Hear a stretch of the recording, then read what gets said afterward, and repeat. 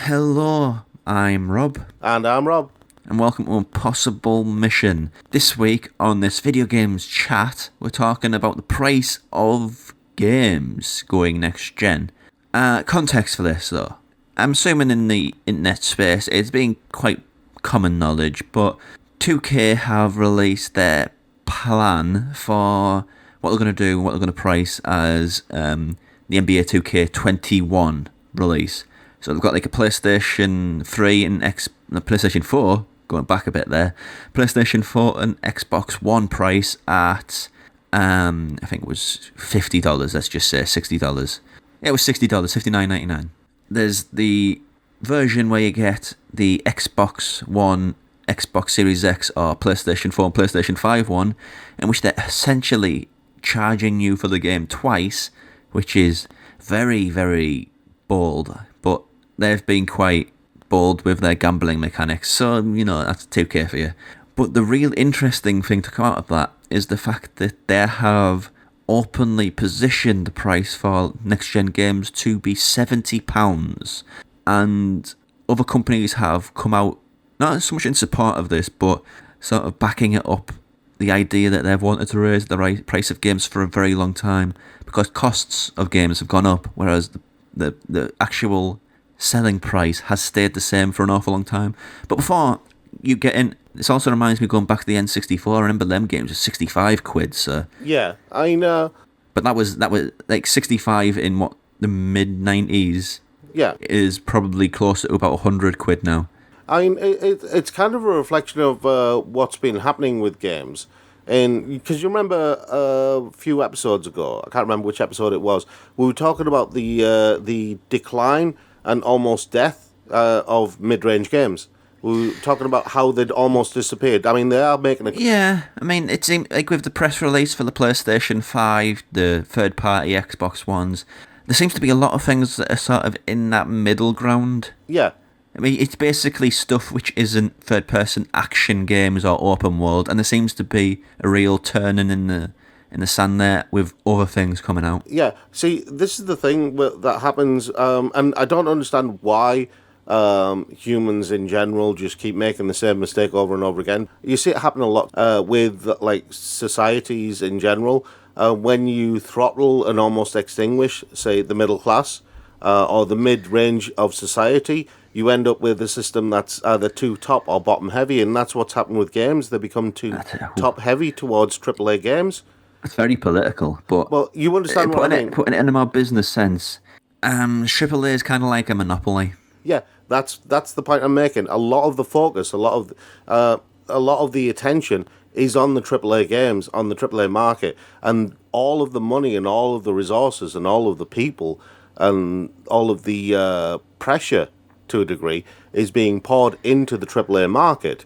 Yeah, and just on that point, you said pressure. One of the big news stories of the past, say, year has been crunch, Yeah, where games developers are having like 70-hour weeks. They're working late into the night, yeah, and it's all in the pursuit of this AAA aesthetic, where you got games like Red Dead Redemption with shrinking horse testicles, the staggering level of detail in The Last of Us Part 2, and as well as the man hours it's costing, the budgets of these games are becoming astronomical. They're outweighing like blockbusters, which I guess blockbusters and AAA games are sort of like opposite sides of the same coin. But the thing is, on a price level, people go to get movies over and over and over again. They go to the cinema to see it, and if they like it, they buy it on DVD. And there's many, many ways for like blockbusters to get their money back. yeah, Games, it's once and in. exactly. I can understand on a business level why they'd want to raise the price, but we aren't business, we're people, so it's a completely different kettle of fish. Yeah, but the thing is, I can understand, again, like you, I can understand why on the business side they want to raise the price, but I think the more important question is, why are people still paying the price?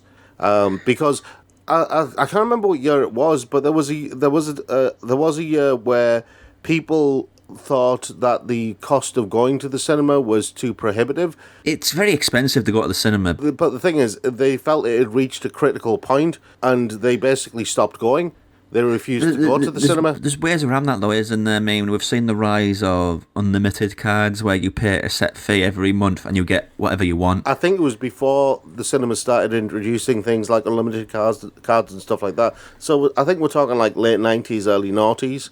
Maybe a bit later than that, but still, yeah. But I think that's what needs to happen in games, is that people need to start deciding with their wallets and saying, no, this is too much. I think that developers need to also start focusing. I mean, they already are to a degree, but I think that, see, that middle point, the mid-range layer of games, society, whatever, right? That's kind of the balance point of the whole system. And right now, video games as a system, as just an entire industry, is really out of balance. Just to go back to the price of games, there's going to be a lot of like byproducts of that, I think. Yeah.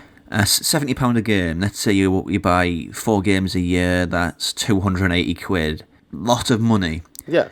Lot of sort of money that people want to drop on new games. So people will buy fewer games. And when people buy fewer games, it'll mean the big publishers will try their hardest to get as many of those people with common denominator stuff. Games that don't take as many risks. Yeah. And that is dangerous because the AAA game is getting game space is getting kind of identikit and all the same. Do you remember when we were in that game store a few towns over, and you picked up Horizon Zero Dawn? And yeah, I mean, Horizon Zero Dawn is kind of a classic example. Yeah, and my description of Horizon Zero Dawn at that point, I said, look, it's basically generic third-person action adventure. You just whack a new skin on and give it a different storyline, and there you go. Let it out. You've got about 6 bullet points where these games are all it. All you change is the setting, the character, and the story. Yeah, I remember the shocked look on your face when I explained it like that. Because the alternative was Red Dead Redemption 2 or Horizon Zero Dawn, and all the differences is robot dinosaurs. Yeah, I said they're basically exactly the same game. And the thing is, I remember you said, thanks for ruining all these games for me. There's a nuance to it, obviously. It's not like for like, but yeah, I mean, I think we start to see like big budget games maybe be a little less risky because the amount of money that people have to drop on this thing, people are a bit more wary about 70 quid, because 70 quid, that's like a full week's shop plus on one game. I think what else is going to happen, I'm not going to mention it, but we're in a global recession on the arse of it, so this is important. I think what's going to happen is the second-hand games market is probably going to get a boost for a start on the back of this. Also, people will think, I'm happy with what I've got, very much, you know. Or they'll start exploring the back catalogues of the PlayStation 4, PlayStation 3. PlayStation 2 has a quite an extensive back catalogue. Xbox 360, PC. People will start looking at maybe not like really, really old games. The retro market may get a boost, may not, we'll see. But I think that back catalogues in particular, people will start exploring them. They might not explore loads of games on like the PS1 era consoles, but I think JRPGs of that era may get another relook by people who are fans as well. As much as that happened, and I also think it's going to scare some people off, like quite a lot of people. I think it will scare a lot of people off. I mean, thing is, if you are, say, a parent, right, and you've got a teenage... Little Johnny wants the newest game. Little Johnny wants the newest game on the newest console. You say, okay, the console, 500 quid, okay, not a problem, yeah? Around 500 quid, 600 quid, not a problem. It's a console. It'll last him for a few years. Job done. But then you look at the price of games, you go, 70 quid? Because I can see that cry echoing in game stores and in homes where they're looking online across the world. This is an industry thing where I can understand when the cost of games is rising, so we've got to raise the price. It's basic business. It makes sense. Yeah. I think there's a byproduct of that where it'll basically stick a rocket pack to the digital space. Yes. To subscription services. Xbox Games Pass, which includes PC as well. I think in Games Pass Ultimate. Games Pass Ultimate, I've got it. That's already got 10 million subscribers. That's before the raise price of games. I think this is going to be basically everybody who buys a new Xbox is going to be almost one for one. I predict. Well, never mind people who buy the new Xbox. As somebody who plays a lot of games on PC as well, right? It would be foolish of me as someone who plays games on PC to not have Game Pass Ultimate. Oh yeah, that's fine. But at the same time, it's not one source where you can only get your games from on PC, is there? There's all sorts you can get it from. There's Steam, there's Epic Games, there's good old game. There's all sorts of places you can get your games from. But I think what Games Pass offers is, if I ever wanted to just buy an Xbox console, for example, I could basically have my Game Pass library on my PC. Yeah, it's an amazing resource. Yeah, it is an amazing resource. So I think the real question here is, that is going to happen. I almost predict it with an absolute certainty.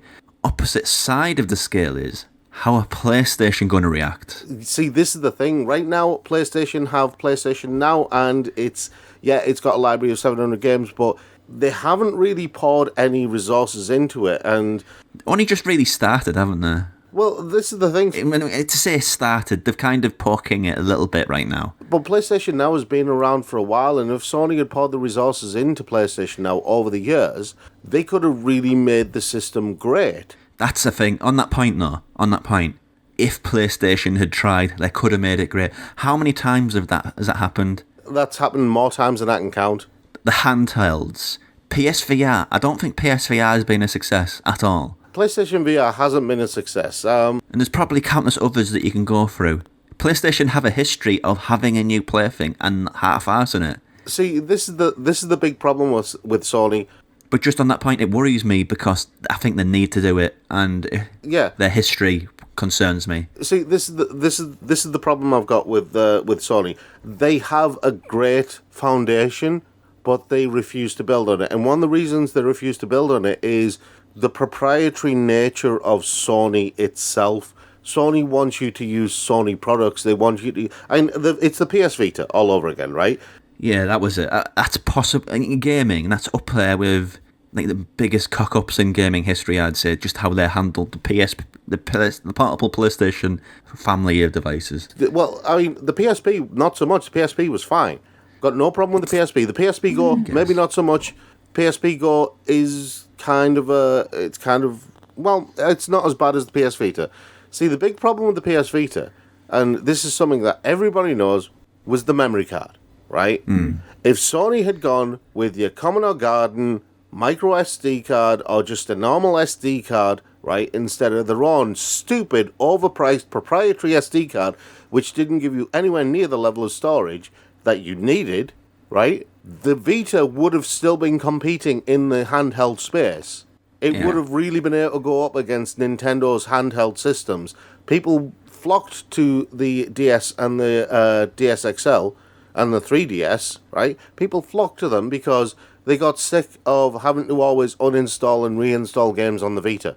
But I think PlayStation Now has potential, but the problem is, if you look at what Games Pass has and that hasn't, what Games Pass has is, when Gears of War 5 was released, same day, it was on Games Pass.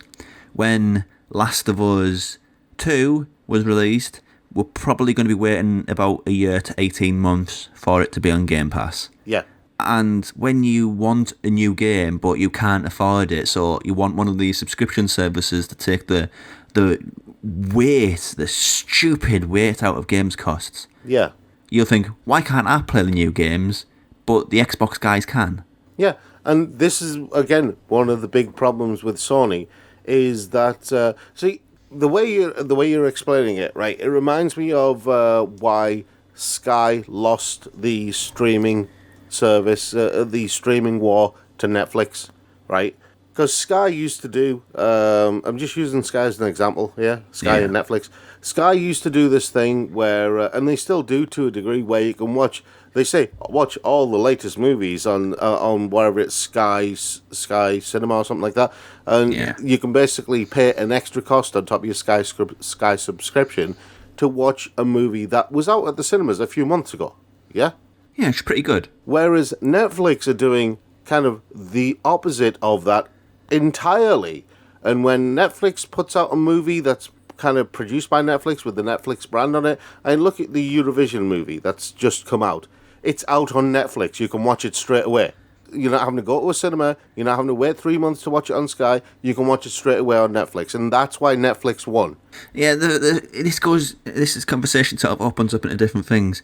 When you're talking about how the companies Microsoft and Xbox, Microsoft is Xbox, sorry, and PlayStation have put their first foot forward. Yeah. Everybody thinks PlayStation has done an amazing job because Spider-Man and Horizon Zero Dawn. But Spider-Man's going to be a half-length game, and Horizon Zero Dawn is going to be out in whatever. Yeah. It's because, and the Xbox has been sort of like poo-pooed every opportunity available. The problem that at the heart of that, I think, is when it comes to the fans' reception of Sony and Sony's position in the market and their market share. I have the feeling that cocky Sony and complacent Sony is back. Yeah, I get that feeling as well. Because it's so... It feels that the company, where it's presenting itself anyway, is it's too successful to fail. Yeah, it's the Titanic syndrome all over again. And that is never true. You're never too successful to fail. Yeah, see, this is the thing, the way I see it, right? But just to finish that point now, Microsoft are fighting out of their weight class to get back competitive, and I respect the hell out of that. But compared that to Sony, I worry about this next generation in a lot of ways, but this is the big one. One of the things, the way I see it, okay, Sony, yes, they're too big to fail, and we've had this conversation a couple of times before, right? So this isn't you, but I honestly think, right, if Sony doesn't actually take a step back, take stock of the situation, and make some drastic changes to how it's been doing things, then it will lose this. It will lose this particular bout of the console war. Oh, it's going to be a hell of a lot closer. Well, I reckon if Microsoft keep going the way they're going, they'll basically blow Sony out the water. I think there's no real competition at the moment. Microsoft is basically winning on a lot of fronts. Sony might be winning with the developers because of the hard drive situation, but when people turn around and say Sony did a good job with Spider-Man and Horizon Zero Dawn, that's why I like them. You're talking about 2 games out of how many? Out of how many consoles? Out of how many business policies and practices that they've put in place? How many developers and how many other titles that are available? You're talking about 2 games. Are you stupid? Fundamentally, at the heart of all of this is that the games basically, the rumoured, it's not confirmed, but I think it's all but going to happen. Yeah. Games going to $70 or £70 is going to really shake up the infrastructure of the gaming market. Things are going to change. As you said, I think that streaming is going to really come to the fore if that's the price of games. And because so many people will be priced out of it. You have no choice but to. Yeah. And the thing is, I think that, see, this is where just coming back to what we were talking about at the beginning for a second, kind of bring this full circle. That mid-layer of games, right? The reason why games is so expensive now is because they removed that mid-layer of games, and that mid-layer of games was your bread and butter. Yeah, that's what your collection was made out of. Yeah, your collection was made out of stupid mid-range games that nobody had ever heard of. Back on the PlayStation 2, you had this massive wealth of mid-range games. God Hand is an amazingly stupid game, right? I mean, I think survival horror basically dined on that mid-range. Oh, survival horror was total mid-range. I mean, all those survival horrors that were... House of the Dead Overkill, right, is so much a B-movie and so much a mid-range game, right? So much a mid-range game. But that was your bread and butter. That was how you made your pennies and pounds. Here's the thing, on that point. Yeah. I think the really, really clever thing would be to introduce different price points for games at a much higher level. Yeah. Not just like Uncharted, Lost Odyssey, or Spider-Man Miles Morales is $40. More things at more price ranges. See, the problem I've got... that'd be a strategy. It wouldn't be the only one, but at the same time, it's better than just making all games 70 quid. Yeah. The problem I've got with kind of a blanket strategy like that, and obviously, as you said, there's going to be other options available. The problem I've got with blanket strategies like that is that the people at the top and the people who make the decisions often make these decisions with the sledgehammer, and they say, right, this is how we're going to do all of these things. Do you see what I mean? And that never goes down well with the community as vocal and as vociferous as the gaming community. Yes. You know. But at the end of the day, I think it's going to shake things up, which might seem doom and gloom, but at the same time, something new and bright will climb out of that doom and gloom. Well, I'll tell you something, right? And pardon me for eternally living in hope, right? But I am eternally living in hope. And my God, I hope that, I hope that Microsoft really do well, and I hope that Sony are basically sitting in a crater of, PlayStation 5s going, where did we go wrong? Well, I won't go that far. I think a competitive marketplace is a good, healthy marketplace. Let me finish my point first. I think, and I want from the ashes of Sony, a new Sony is born, but also off to the side, right? Off to the side, you have Nintendo, who's basically just sitting, playing in a corner, going, we're fine. We're not part of this. You guys just keep going. So basically, what you're suggesting is, in those games where you're stealthing around and you set off a fight between the other two big guys, and the other two big guys kill themselves, and then Nintendo sat there in the end going, guess I won. No, Nintendo are going, excellent, right? Like kind of best Mr. Burns impression, but then Sega appear out of the, from over the horizon, going, not so fast, Nintendo. And on that, with their new Dreamcast. Nothing else I can say about this conversation. So thank you for listening. Subscribe, like, comment. We'll see you next time.